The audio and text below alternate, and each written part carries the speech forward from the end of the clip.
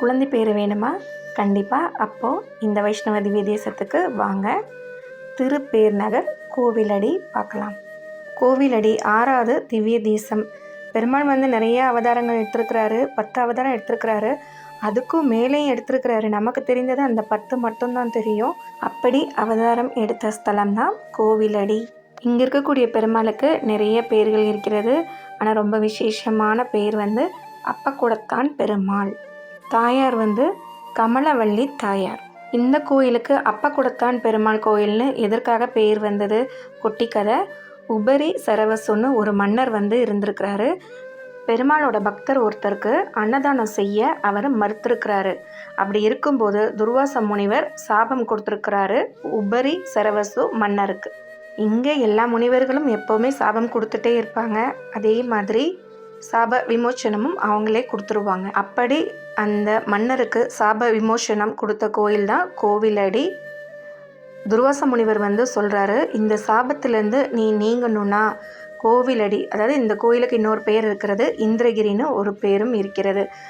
அங்கே வர்ற பக்தர்களுக்கு டெய்லி 1,00,000 பேருக்கு அன்னதானம் செய்ய வேண்டும். இப்படி நீ செய்து கொண்டே வந்தால் உன்னுடைய சாபம் நீங்கும் அப்படின்னு சொல்கிறாரு. மன்னரும் தினமும் அந்த மாதிரி அன்னதானம் செஞ்சுட்டே வராரு.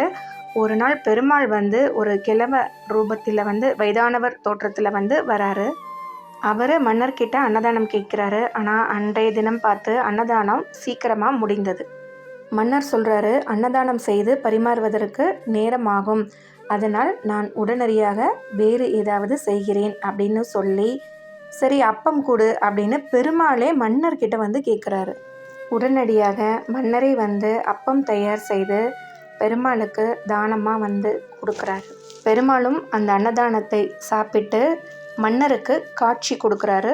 துர்வாச முனிவரின் சாபத்தையும் இங்கு போக்கினார். பெருமாளே இங்கே அப்பத்தை விரும்பி கேட்டதால், காட்சி கொடுத்ததால் இங்கு உள்ள பெருமாளுக்கு அப்பம் தான் எப்போதுமே நைவேத்தியம். சரி, இந்த கோயிலில் உள்ள பரிகாரம் என்ன பார்க்கலாமா?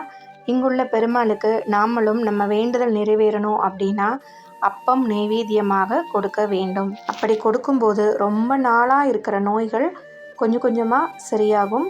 இன்னொன்று, எல்லா பெருமாள் கோயிலுமே எல்லா வைஷ்ணவ திவ்ய தேசத்திற்கும் நம்ம போயிட்டு வந்தால் திருமணம் கூடிய விரைவில் நடக்கும்.